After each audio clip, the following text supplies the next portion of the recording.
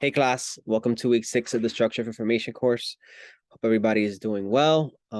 This week we're going to be talking about framing, and this is a very important lesson because it ties to your paper that's due at the next month and to the reference list that is due pretty soon. So if you're one of these people that just skim through the lesson or don't read the readings, you're definitely going to want to pay attention to both of these things this week, as you should every week.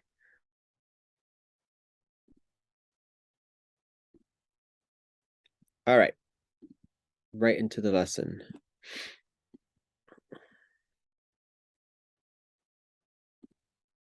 Okay. So what's framing? Framing is how you're gonna frame your art, frame your paper. You're gonna examine different types of frames, positive, negative frame, and so forth. Left-leaning frame, right-leaning frame, frames that don't have a lot of context, and we'll touch on it here. But you're gonna definitely want to read the article about framing to give you more stuff to work with on your paper. So framing is how we locate, perceive, identify, and label what we come across in our lives. It's how we organize reality and it's how we categorize things. And it can be very individualistic. So let's say you go to a bakery and it's full of a whole bunch of good treats or desserts. Framing would be what your eyes go to first. Are you going to the bread? Are you going to the cakes? Are you going to the special muffins or whatever? It's how we pay attention to some things and not the others. For example, I don't like a certain type of frosting that's blue, theoretically. I wouldn't even look at that as opposed to somebody else, they would go straight to it. And framing can limit us in ways, in a lot of ways. So think about the easiest way to think about framing is to think about how we frame a photo. It's how we crop photos for all our websites, especially for dating sites, for Tinder, Hinge, Facebook, Instagram. We don't want to show our worst self. We can crop people out. So here's an old example here. You can tell it's old by the style, the fact that the lady has this Canon digital camera that basically doesn't exist anymore. Maybe some people might have it. So if we were to crop this photo out without this girl sitting on the toilet, it would just be two friends taking a picture before they go out for a night in the town. But because we framed the photo to include everything, it's a hilarious photo. Oh my God, they didn't realize that the friend was taking a poop or whatever um on the in the photo. We crop out an unflattering angle. It's if you go to a wedding and you have a nice photo because you're all dressed up in a suit or a fancy dress and you look good, but next to you is all like a table full of drinks and bottles. You might crop it out so you don't include that. I have a friend, every time we go out, we take pictures. He's like, "Oh, let's keep this one." Meanwhile, everybody looks horrible, but he looks good. He's like, "I don't care about y'all. Like, I want to keep this photo posted to Instagram so I can retag it." But I'm like, we all look horrible. It's like 5 of us. You just want this one because you look good. So framing is showing a different side to the story or the scene based on different contexts. Here's another example. And sorry if you guys get tired of my talking about traveling.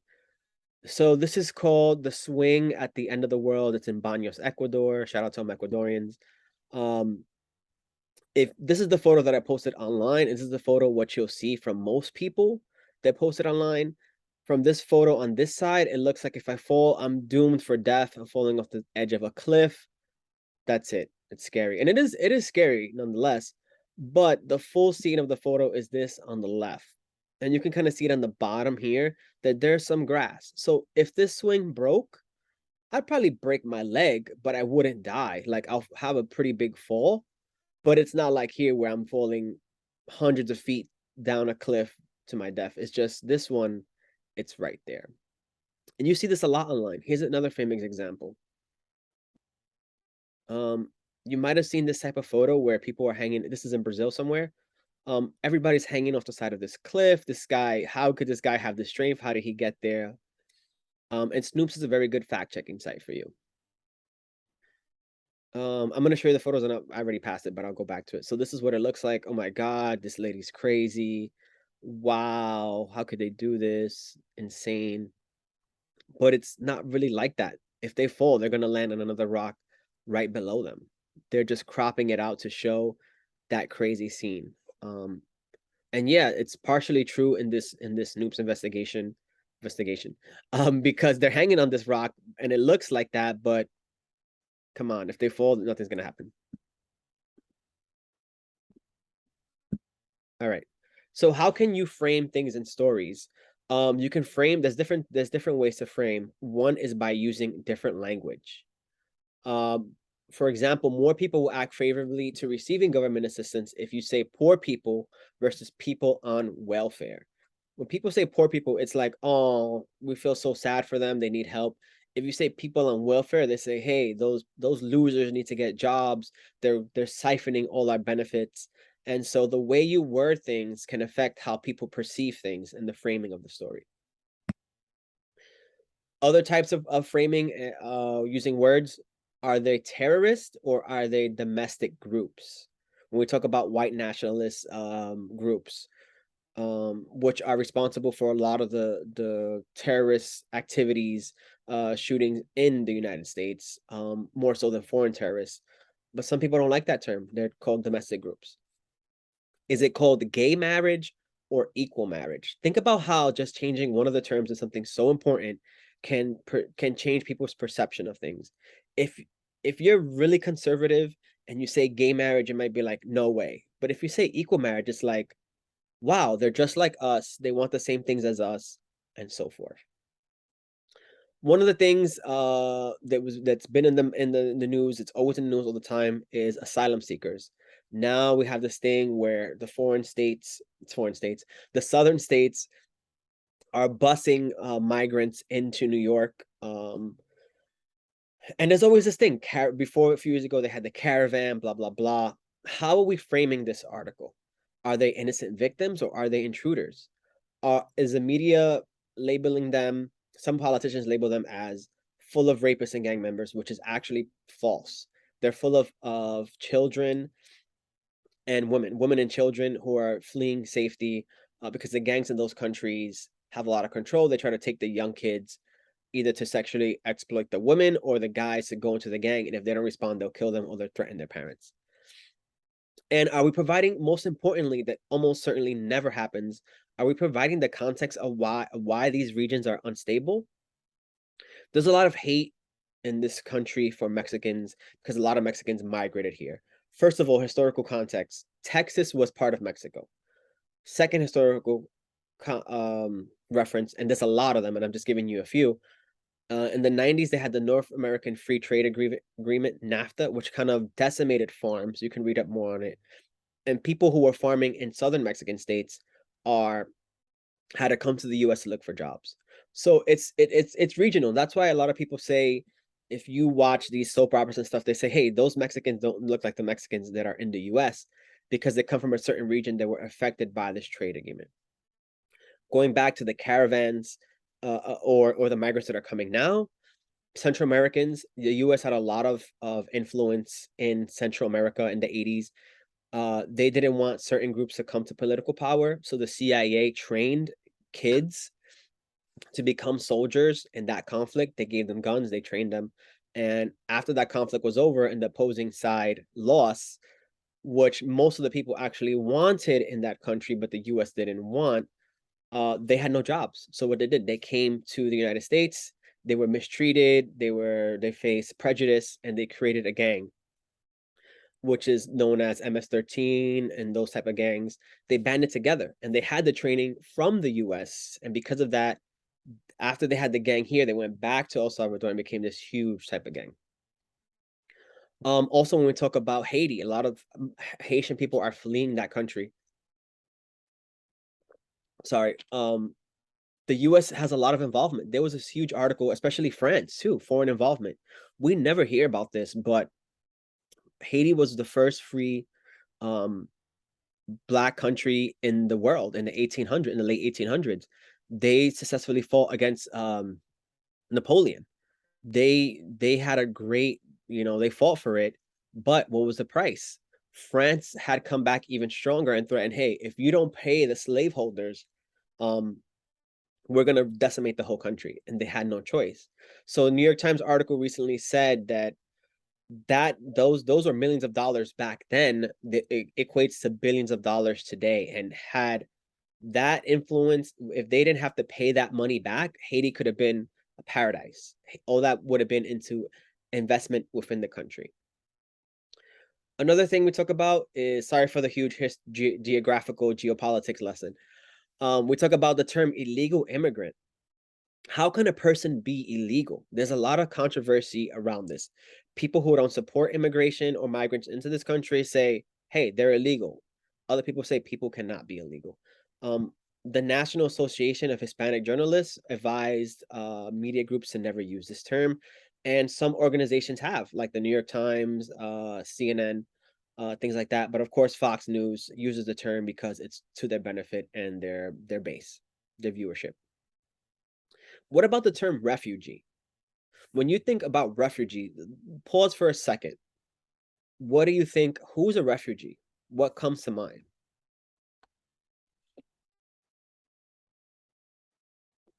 So for me, when I think of refugee, I think somebody fleeing a war-torn country with a bag over their shoulder and running away from like bombs and stuff. We think about people in Ukraine. We think about people in Africa. Those are refugees. So dealing a lot with hurricanes. These are from hurricane. This is from Hurricane Katrina. These people were called refugees when they left. They're American citizens, and I recently saw this great. I'm gonna refresh this for you guys in a bit. This great documentary on HBO Max, if you have it, about Hurricane Katrina and the injustice that happened there, because it was a mostly Black community. And Hurricane Katrina was absolutely insane. It wasn't even really the hurricane that affected them. It was the levees that broke, that hold water from rivers and lakes and flooded everything.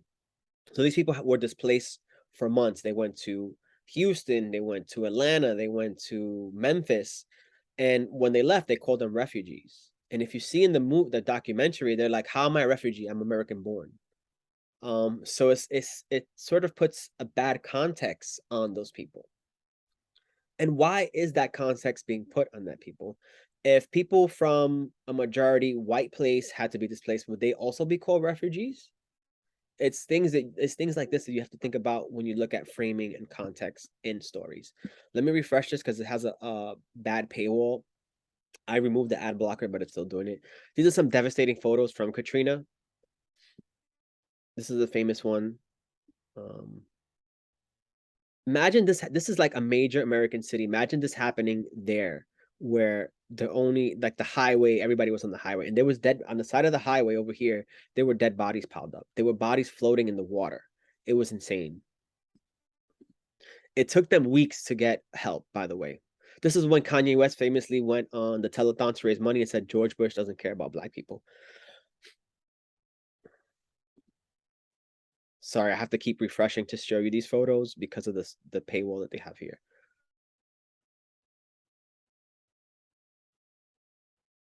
And there's one photo I want to show you that everybody went into the football stadium, the Megadome, and that's insane. Imagine like MetLife or Yankee Stadium being full of people. That stadium there. See if they have the inside of it.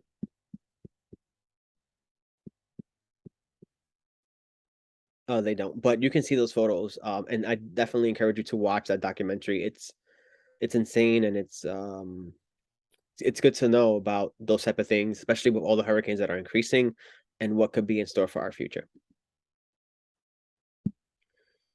So as a journalist, you have to watch out for how journalists construct stories. What are the words they're using? Are they using illegal immigrant or undocumented? Are they using refugee, migrant? Are they providing you with that context of the background?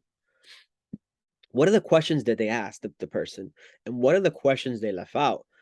A big thing nowadays are these podcasts, especially these hip hop podcasts. I watch them sometimes, Drink Champs, No Baller, all those things like that. And you always have these high profile interviews, and they seem like great.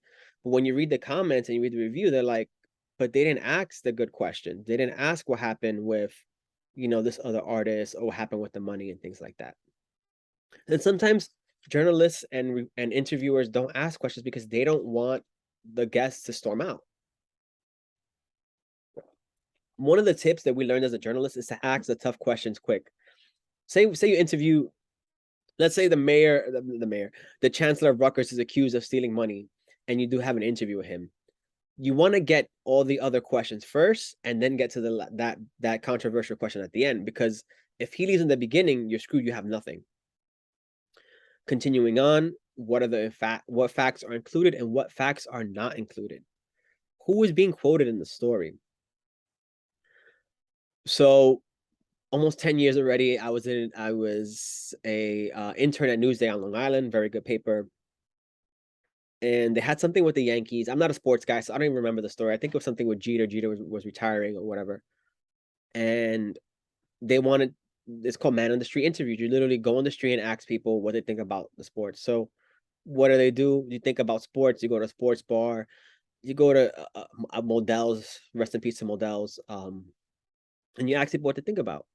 I had one editor, she was super tough, but she taught me a lot. I had 4 interviews and they were all white guys, and she was like, nope, you got to go back. Ask some women, ask some people of color. We want different views. So if you ask everybody from one group what they think about something, it's probably going to be all the same. You want a huge group sampling so you have different views and different opinions. So all these type of things help frame a story for readers. For example, my whole thing when I was a journalist, besides being a crime journalist, I wanted to do, my passion project was immigration and poverty stories. I felt like people weren't doing a disservice. People were throwing them under the rug. People were not showing the true hardships that these people had to overcome to get here and how hard they worked when they got here. Right. So I wanted to frame my stories like that. I never use illegal immigrant. I always use undocumented. I always try to show them as hard workers, as people who fled violence and things like that.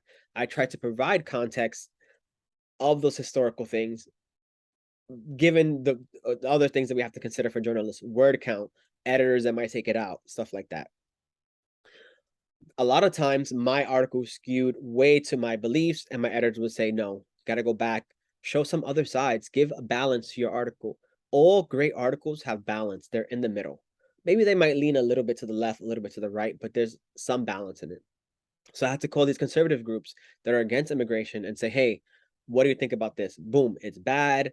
They're stealing public funds, blah, blah, blah, don't pay taxes, so forth and so forth. Here's another example where the article and the framing of it turned to backlash. So this was from 2017, and it seemed like such a weird thing for this country for Trump to get elected. There were so many people that at the beginning when Trump ran, people thought he would never win, whatever. But a lot of Trump supporters were these white nationalist Nazi supporters in middle America and the South. So what the Times wanted to do was showcase this person, write about their life, and try to show the things in their life to make it seem like why people voted for Trump. But the way they framed it was so positive for this person. This person is full of hate. If you read this article, just Google it. That they had to put a disclaimer on the article. Let's see here. Let's see. So if you look at this is the actual article, sorry. If you look at the actual article, you'll see they put a disclaimer up top. This article has drawn significant feedback, most of it sharply critical. Read a response from the Times editors here. So I understand what they wanted to do, but the way they did it made it seem like it's okay to be this type of hateful person and giving normalization to this type of behavior, which is completely wrong. Going back, another way of framing. Now we have these protests in Iran where people are protesting these ancient hijab laws. If you're not following the news over there, they have what's called the trying to think of the name, like police that monitor how you're dressed. And this girl had her hijab on too low. They brought her into the police station and they beat her for no reason, and she died. And now the country is erupting into protests. So I don't know, but mostly it doesn't seem that way that the US is involved. It could be, but in terms of their defense, Iran and the leaders of Iran is saying, hey, this is the US involvement. They're trying to get us overthrown. Israel, if you don't know, Israel and Iran are like mortal enemies. They hate each other. They have a lot of geopolitical things going on. And Iran is blaming the US and Israel, and it doesn't seem like it's that at all. It seems like young people, especially young women, are tired of being suppressed and they want to fight back. But in order to frame it another way, they're saying it's involvement with another country. So when we think about framing, we got to think about the political biases in framing. We need to think about the social institutions, the power structures, the professional practices and values affecting framing. So Iran, their framing, their power structure is holding on to they want to hold on to the country and they want to blame it on other people. They want to hold on to those conservative Islamic laws, such as hijab laws and things like that. So other things to consider when we talk about bias and framings. Whose values are imposed in the discourse, in the writing or the article? Are they the values of middle and upper class, or are they against others? Are they of middle age or the old against the young? You know, you have this whole thing now, hey, boomer, things like that. People don't like Generation Y or whatever it is because they're lazy or whatever they say in the news or things like that. It's always the media likes to pit one group against the other because it does good for readers and things like that. We have this thing of white males who are predominant in journalism.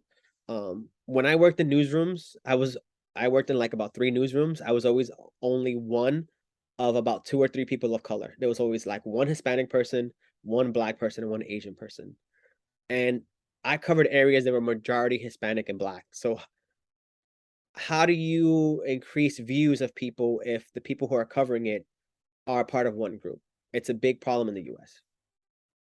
Going forth, what about the biases with our leaders and the influencers? We have their personal qualities and the psychological traits. There's a lot of things about Putin in the news with the Ukraine war. They're saying he's an egomaniac. He's actually losing the war to a much smaller country. A lot of Russians are fleeing the country because they don't want to be put in the draft. And there's a lot to be said about his mental state and his egomania. If you ever saw House of Cards before it got whacked, before Kevin Spacey left, they have a fake like Putin character, and it's great. Like you can see his ego shining there. More bias when we look at stories and things. Who are the group members as followers? Who are following the major thing? Let's say, for example, in the Iran story, who are the groups that are following the supreme leader's announcement? So just thought of something off the fly. Going back to what we said about most of the migrants, now most of the migrants that are coming to this country are from Venezuela. Venezuela has a huge problem with their money. They were one of the richest countries in South America because of the oil, but the oil got devalued. And so people, there's no food. The money is worthless. It devalued so much that people hand make bags with the currency. And so a handmade bag with like $1,000 notes is worth more made into something than the actual value of the notes, if that makes sense. Let me see if I can Google that for you while I explain this to you.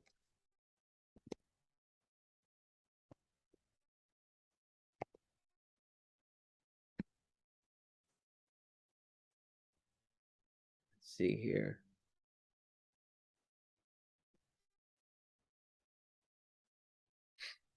So you can see here in Venezuela, they're using all this is to make an analogy with the US, it'd be like this is $100 bills, but this bag is worth like $200,000 of using the bills, but the bag is only worth $100. It's so devalued.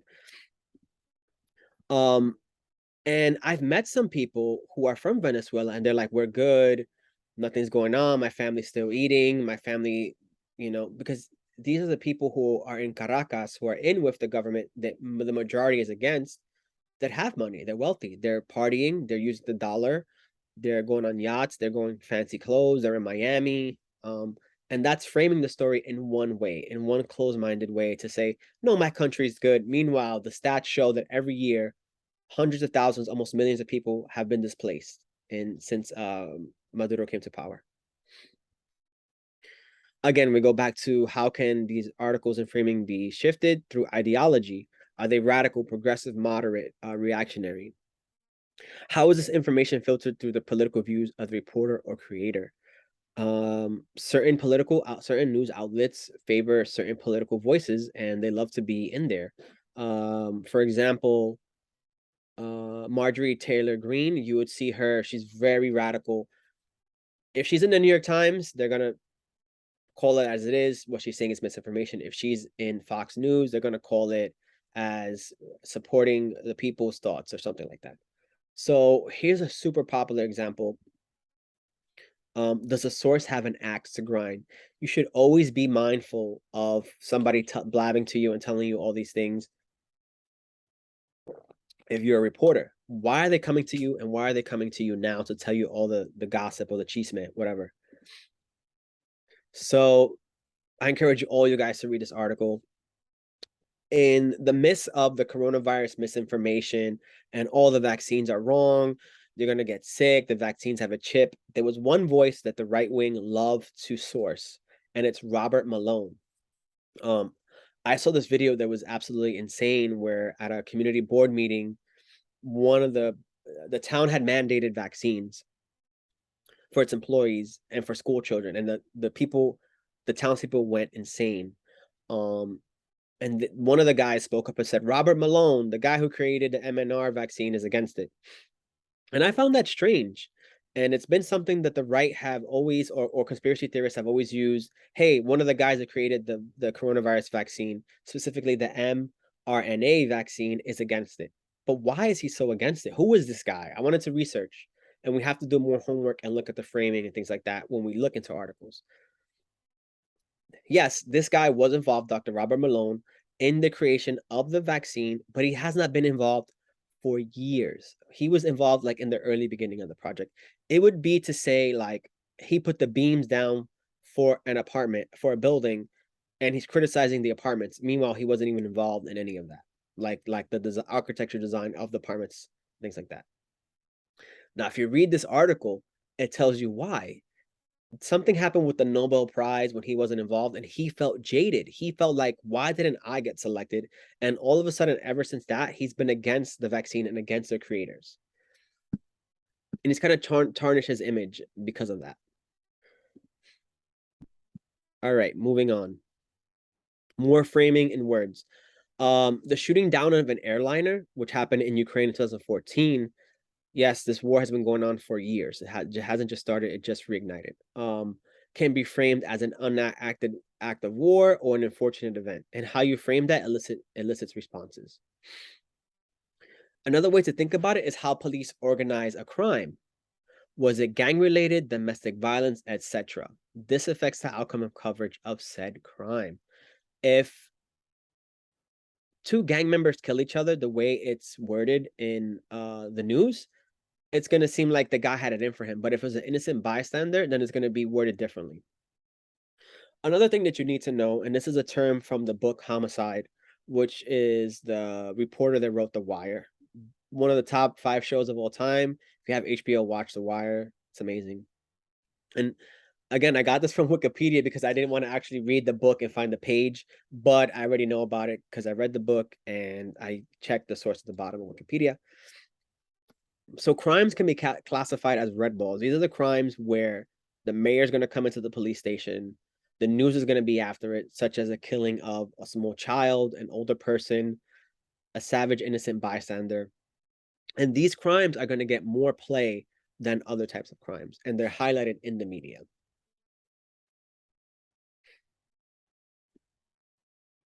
Excuse me. We have to look at the context of the story.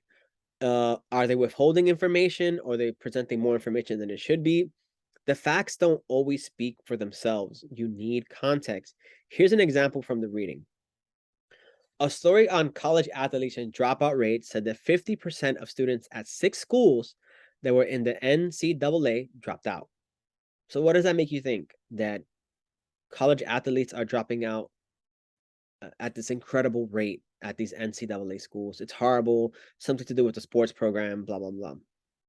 But what the story forgot to add is that the average dropout rates for college students is already 50%. So it's no more, it's not anything special. There's not like the college athletes or these schools where a lot of college athletes are dropping out any higher than anywhere else. Context can change a story. Let's look at the following if this was a theoretical crime. Mr. Jones was arrested for murder this morning. That's the statement. And here's the type of context that could change that whole article. Like I said before, when we're dealing with the Red Bull types of stories.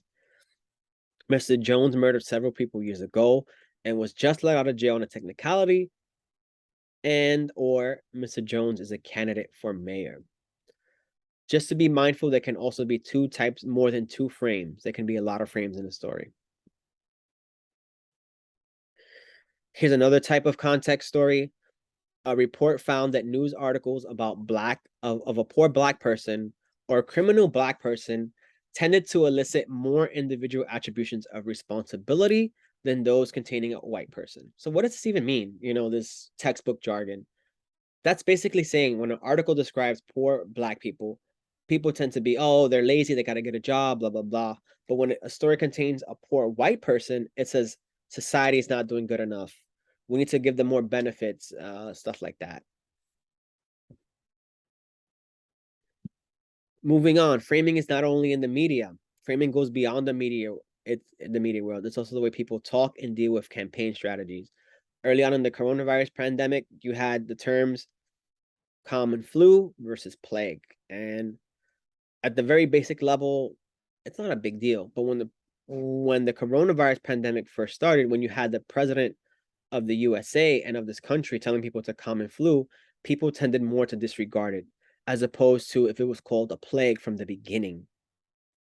And it's interesting, his Twitter account was suspended, but I had the tweets here. Once he got COVID, he called it a plague. Oh, this I survived this terrible plague. And there's a whole thing with the coronavirus hoax. We'll learn about hoaxes in a future week. Basically, hoaxes are fake lies, such as crop circles, which were created by students. Again, framing can influence how we think or feel. Is a person a recovering alcoholic or a family man? We got to think about the way they're framing articles. When they describe a female worker in any type of office or career setting and she's higher up, is she confident or is she bossy?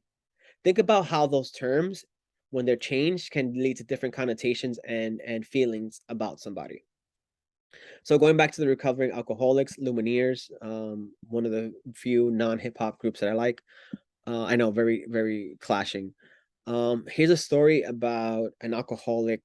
Well, if you listen to the song, it deals about an alcoholic mother. When you watch the video, it's actually referring to the grandmother who then leads the family on a spiral path downwards. And it's framing alcoholism in a way that people aren't necessarily victims of themselves, but victims of your society or family problem, generational stuff. Do we call it climate change brought on by humans, or is it just a natural process? Yes, if you go on any type of news article on Instagram, Facebook, even the website itself, and there's a climate change story, you'll have tons of people saying, hey, climate change has always happened, the ice age, whatever. Yeah, that's true. It's a natural process, but it's being accelerated because of human involvement. Now we have this thing where the ice is melting even quicker in the northern regions. I just saw this interesting article about sand, how sand is a big money maker, but you need a certain type of sand because they want to create cement. And there's a demand for cement in places as far as away, like Saudi Arabia and Dubai, that are building all these high rises, but there's not enough of the sand that has good quality. So now in Greenland, you have these glaciers that are melting even faster. People are coming in and siphoning that sand to make this concrete, and it's a new business that's just started. So information is always framed in stories or in any type of information. With a narrative is a story. So when you analyze narratives in the news, we have to think about a few more things. I know it's a lot of things to think of. Is this a thematic issue or episodic? Is it something that's attributed to society as a whole or just to one specific person or one specific group? How is the overall sequence of events constructed? Is it constructed at a point where the person is originally 100% at fault, or it's a system again of their society? Who is cast as the hero or villain? Sometimes we have these good shows where we're rooting for the villain, like a lot of crime shows. Like now I'm watching this show called Gomorrah. It's super dope. It's about the Italian mafia, some type of Italian mafia in Italy. Um, and we're rooting for like the biggest killer over there because he's the hero, but really he's the villain. Um, we have to look for implicit or explicit explanations of outcomes. Are they touching base on it, or are they just like going into it in depth? We have to look for value judgments attached to outcomes. Who's judging what, and who's judging the value of it? And lastly, what will happen next? What's the overall trajectory does the story have? What's going to happen in the future? So when we talk about migrants and people coming here, what's going to happen? What is the US doing to stem that rush of people coming here? How are they helping the geopolitics that they helped influence? So how do people, organizations communicate false or misleading information? They talk about scams or hoaxes. This is a scam, blah, blah, blah. Commercials, they encourage you to buy products and services that you don't need. Political, they want you to vote for a certain candidate or support a certain policy. And that can be misleading. So for example, big thing with abortion rights. We have, I'm sorry, I'm in New York, so I'm just going with a lot of New York politics. We have Lee Zeldin versus the current mayor, Hochul, and a lot of people don't like her, but because he stands against anti-abortion, they're gonna vote for her. And it said that kind of Republicans kind of screwed themselves in that way because it's organizing a base that there's never been seen before to have pro-abortion stuff, rights, and attitude. Bias. We spread ideas that seek to marginalize certain groups. What is the bias? What is the bias that this group have on that group? And ideological. They maintain a particular arrangement of power. How have the lines of power been drawn? Historically, they've been along lines of race, class, and gender issues. And this is how people can communicate false or misleading information in all types of society, not only news articles. So when we look at the book Unspun, they tell us things to look out for. One of the biggest things we need to look out for when we look at information is if it's scary, be wary. Why? Fear tactics. People love fear tactics. It's a great tactic of advertisers and politicians. If something seems that scary, you need to ask more questions. One of the things that was big, you guys might not have even been born in the early 2000s after 9/11. There was a whole thing that Iraq had weapons of mass destruction. So first of all, what qualifies as a weapon of mass destruction? That's a whole conversation in of itself. Basically, George Bush said they had weapons of mass destruction. We have to go in there, and they're going to wipe us out if we don't go in there in Iraq. Which they were found no links from Iraq to 9/11. They went in there, they didn't find not one thing, not one weapon of mass destruction. You're gonna see this actual crazy TV ad for something, and it kind of exaggerates. You can see for yourself. Nope, let me go back.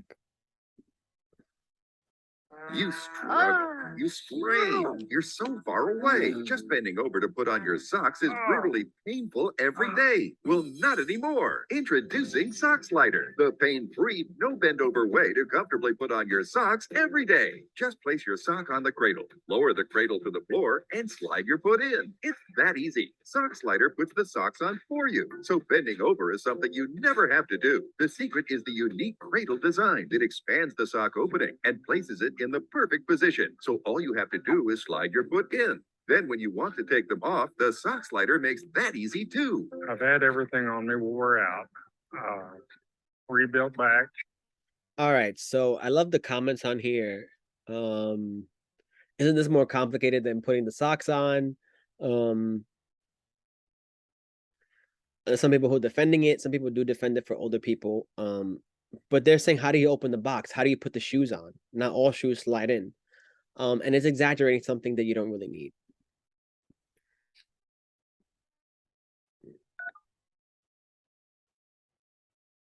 Here's another thing to watch out for. And this is a form of information calling you, saying that something is wrong with you, they're going to get arrested. That's information that can elicit a crazy response. This is a very long call, and the guy makes it a point to drag them on and waste their time. And basically, is the IRS calling saying you owe this much money. And if you don't pay right away, they're going to put you in jail. The IRS will never call you. They'll send you a letter. They'll never threaten arrest unless you had a court proceeding, which follows way down the line for the extreme cases. People don't know this. These things target a lot of older people who are not all there, who are scared, who you know would easily run and give the money. And I'm just going to play a little bit of the video.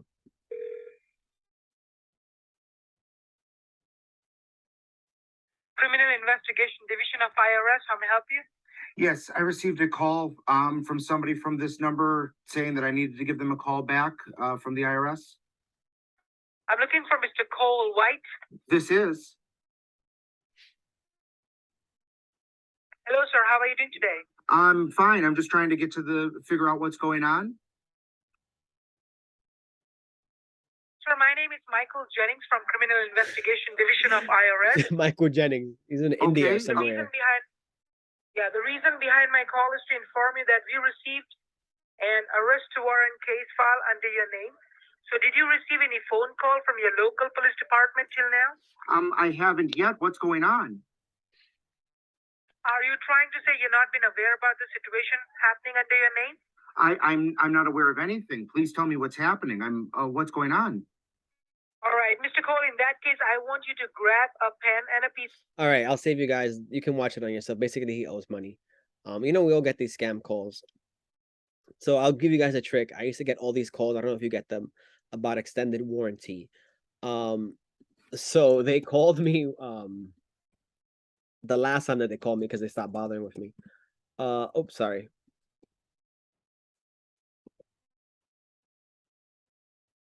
So last time they called me to extend my warranty, I told them that yes, I wanted to extend my warranty and that I had a Ford Model T with 2 million miles. Obviously that's impossible, but they stopped calling me. I said, yes, I'd love to extend the warranty. This car is long overdue. And when I told them the car 1917 Ford Model T, they literally never bothered me after that. So if you're getting those calls, tell them some bogus story that you have like 500,000 miles and they'll leave you alone. All right, moving on. If it's too good to be true, it's probably false. You know this. If you go see a deal, it's probably false. Be wary in the internet age. If you see a deal online, probably a setup to get robbed or something like that. And this is all from the reading. In the 1991 book, The Beauty Myth by Naomi Wolf, Wolf claimed that over 150,000 women die every year due to anorexia. The number was actually less than 1,000. That doesn't make the problem. That doesn't solve the problem. That doesn't diminish the problem. But by claiming a higher number, you're doing a disservice. If it seems too good to be true, do your homework, look into it. One good example that I love to say is, I don't know if you guys remember this, a few years ago, they had these posts on Facebook that it was like The Rock and Tyler Perry, and it says like, hey, I'm giving away $2 million to anybody who shares this thing or follows me, and it was fake. And Tyler Perry had to put out a video saying like, this is not me. I can't stop this. They keep making new videos.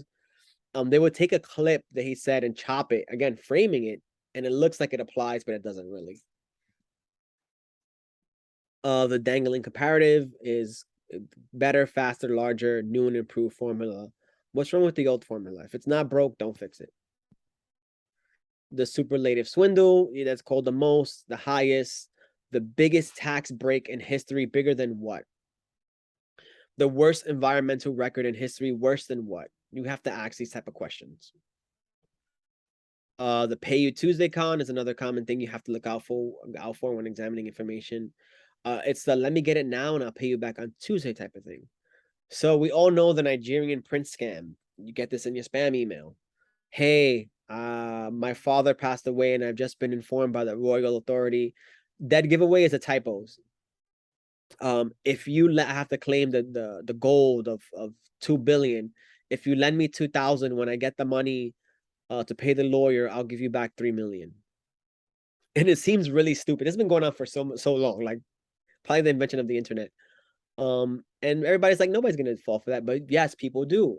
They make a lot of money from it, and they target old people and people who are not all there, not paying attention to stuff. Surprisingly, in 2017, Louisiana man was charged for doing this. He was not in Africa. And I saw this meme that they were like, some people in Nigeria partying with bottles because they made all the money from this scam. But again, it could be from anybody and anywhere. We need to be careful for ourselves. If we get a hamburger for free today, we must pay for it later. Nothing is really free.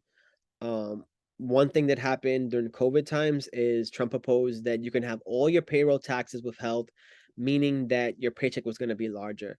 But in actuality, it wasn't withheld, it was just delayed. So that meant that you might be getting more money now, but later on down the line, you were going to get less money. One of the other big things has to do with sports stadiums and big business. It's become a tactic now. Almost every major sports team demands public funds from the local and federal government, like state, municipality. So from New York State, and New York City to leave. They say, hey, if we don't get the new stadium, we're going to another state. Famous example of this, and one that kind of like gets me angry, is Yankee Stadium. Yankees are synonymous with the Bronx in New York City, but a couple years ago when they didn't get their new stadium, they were like, we're going to Jersey, we're going to Queens. They weren't going nowhere, but they know that they can sort of use this bluff to get the money that they want. So millions of dollars of public funds went to the Yankees to build a new stadium. Meanwhile, they have the money. So what does this take away from? Remember, if you're getting something for free, something else is getting paid for, getting money taken away from. Bronx, one of the poorest places in New York City, all the millions of dollars could have went to after school programs, violence prevention, mental health counseling, and all these other things. And yeah, went to the sports stadium that they didn't really need, but they bluff. They say we're going to move, and if you don't give us the money, we're out. And if they did do that, then it would take away a lot of money from the neighborhood. Because think about everybody who eats there and things like that. Another example is when I worked in Connecticut, we had the brand GE, electric company, refrigerators, washing machines, things like that. They were based in Fairfield, Connecticut. And they were so big that basically the whole town was filled with them. Think about all the homeowners of the workers. Think about everybody who goes to lunch at the local places, who has a happy hour drink when they come out of work, who buys cars, who pays for electricity, who pays for water in those houses. The whole economy is revolved around this company. And so they were threatening, give us millions of dollars, Connecticut, or we're leaving. And Connecticut had no choice to give them the money, because if they left, they would have been screwed. The whole tax thing goes down, social services go down, police, fire department, and things like that. In the long run, they got Connecticut to agree, but they actually wound up moving to Massachusetts because the digital infrastructure was better, the Wi-Fi and things like that, which is a big thing nowadays. All right, moving on. Blame game. Pointing a finger at an unpopular group to divert weakness. This is a group you may need a closer look at what they are trying to divert. So I saw the meme about this recently. It's like, you ever come to somebody with an issue and then they start saying their issues with you? We're not talking about that. You had your time to address that. Why are you trying to divert? So it's kind of like, oh, we found that your taxes are wrong, but hey, look at their taxes. They didn't pay neither. That type of thing. We need to be careful with generalities. Coca-Cola is labeled as the real thing. So what's the fake thing? Pepsi? United, the friendly skies. Okay, so all skies. So if I fly with Spirit, the skies are angry. Actually, yes, because Spirit sucks. Allstate, we're in good hands. So if I go to Geico, I'm not in good hands. One of the big generalities that can waver based on your place in life and your perceptions and things like that is middle class. Middle class can mean different things to different people. Middle class to some people can just be owning a home, and that's it. Middle class, other people say I have investments, I have 200,000 in the bank, my kid college is paid for. Terms to watch out for, need to ask, what do you mean? Honor, dignity, justice, freedom. Those are filler terms, generalities. Tricks of deception, using the wrong name, the Evergreen Foundation. Sounds like they want to promote trees. Nope, they were actually for cutting trees down. Consumer Freedom Group, they were not by consumers. They were actually lobbyists for big tobacco and liquor to promote their interest in stores and things like that. Gotta be super careful with tricks of deception. Trying to think when I had a trick of deception. Can't think of one. I'll get back to you guys. But think about when that happened to you. The name led you on, or some type of promotion led you on. Misnomers. You have to be careful with this when reading information. The assault weapon ban. The 1994 federal assault weapons ban didn't really ban assault weapons. The real machine guns were illegal since 1934. The law banned the manufactured import of certain semi-automatic weapons. They can't fire any faster than that of a pistol or rifle, but look scarier. And we all think about like these Al Capone big machine guns with the circle barrel, things like that. The law expired in 2004, and they're still trying to fight to get it back. That's why a lot of shootings have risen after 2004. And the political ads on both sides of the spectrum were misleading. A more recent update on that, they signed what did they call it here? Let's see, we can see the actual bill. No, that's not the actual bill. I think they call it the gun control measure, but they're actually not controlling any guns. They're not limiting any type of guns being sold. You have to be 21 for a background check, and it just assigns a lot of money to groups to protect schools and other things like that. And you know, the Democrats said, "Hey, we applaud us for all the passing another gun control bill," but it falls flat. It doesn't solve the issue of guns in this country, and mass shootings have only continued after this. There's like a mass shooting, multiple mass shootings every day. You might not hear them in the news, and it might not be as big as kids or 60 people in Vegas. But it's every day in this country, and it's going to continue until the actual law is passed. Puffery, they hype something up. The tall drink at Starbucks is actually the smallest. The frame it, claim it. So is it estate tax or death tax? This is the actual issue that happened years past. Rich conservatives relabeled the estate tax, but death wasn't being taxed, it was wealth.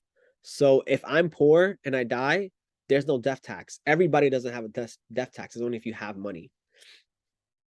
The framing of it changed the debate around it. Like, who has an estate, right? Estate is seen as rich people, and they should be taxed for what they have. But not everyone does, but everyone dies, so they made it more common. Another way that the left framed it as the Paris Hilton tax cut for the rich, you know, famously employing the name of somebody rich. Be careful for weasel words. Up to 50% off is not the same as 50% off. You ever go to a store, there's a sale, 50% off, then you go in, it's only like 10% off because it says up to. Other words to be careful with: many, largely, most, may, seem, taste of. Subway is always in trouble. First of all, their bread, they said their bread was lacking or contained so much of something that it cannot be labeled bread. And now they said the tuna fish has actually no trace of any trace of fish in it. Who knows what it is? Breyers had to change their label. Let's see if they show the ice cream here.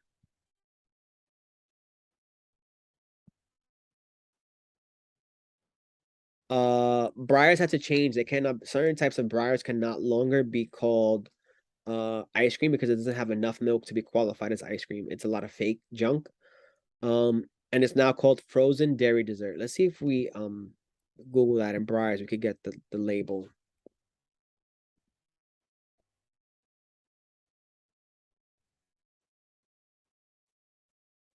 Let's see here.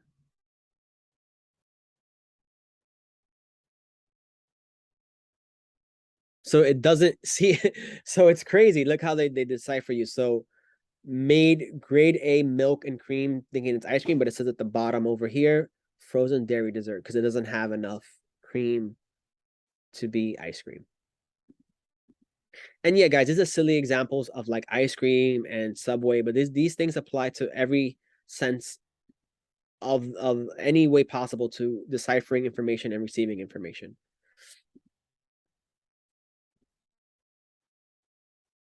All right, eye candy, words can say one thing, but the photos show another.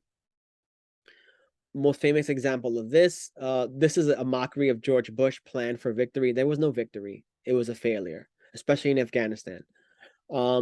Drug companies are notorious in doing this by showing you nice and pleasant scenes while telling you the horrible side effects. Herb quit smoking with Chantix and support. Talk to your doctor about Chantix and a support plan that's right for you.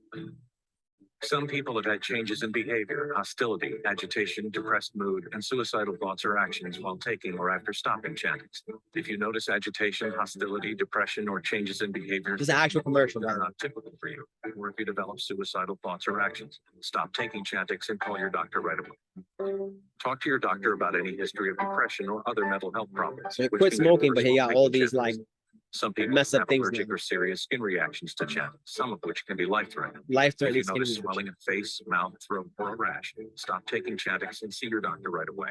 Tell your doctor which medicines you're taking, as they may work differently when you quit smoking.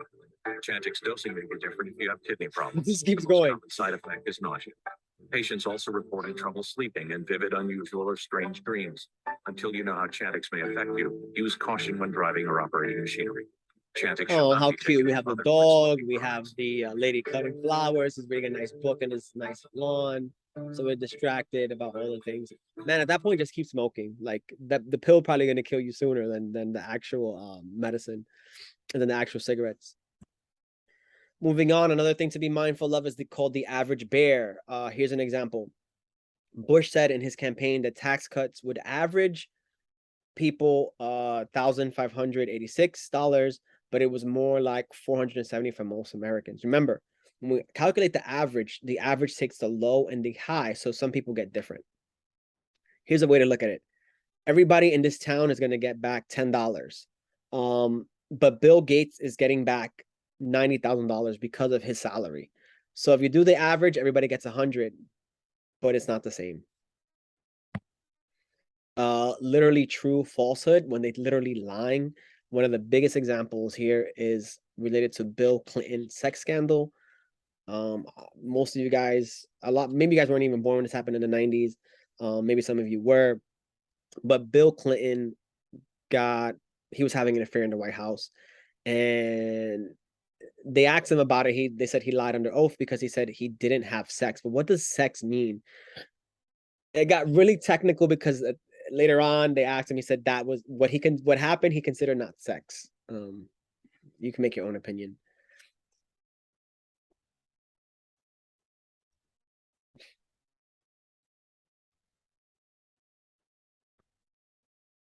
But I want to say one thing to the American people. I want you to listen to me. I'm going to say this again. I did not have sexual relations with that woman, Miss Lewinsky. I never told anybody to lie, not a single time, never. These allegations are false, and I need to go back to work for the American people. Thank you.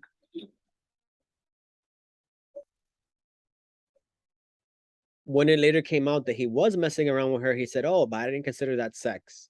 Look it up for yourself, guys. Reduced fat isn't low fat and is not as healthy. Got to be careful of that. You also have the implied falsehood. Sorry, getting tongue-tied. It's when you don't directly say something, but you imply it. Like implying that Saddam Hussein was involved in 9/11. And we needed to go to war with Iraq. They never said it, but they imply like, oh, we found some things that might relate to it, and we have to go in there and weapons of mass destruction, whatever.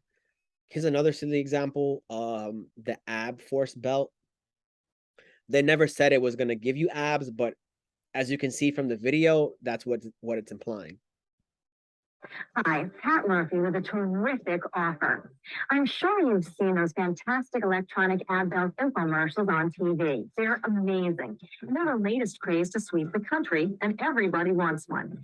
The thing is, they're expensive, selling for up to $120 each. Well, that's why we developed the Ab Force that you can buy right now for just $20. That's right, just $20. But don't be fooled by the price. The Ab Force uses the same powerful If this technology actually as worked those and everybody would Ab have belts abs, sold by nobody other gyms would go out of companies. business. See, it doesn't work. The Ab Force is a truly high quality. My dad product. bought this. He thought it was gonna work. It's not gonna give you abs over a beer. Bottle. Different intensity levels at your abdominal area. All right, enough of that. Moving on. So you have to be skeptical, not always cynical. Demand evidence before you accept or reject facts.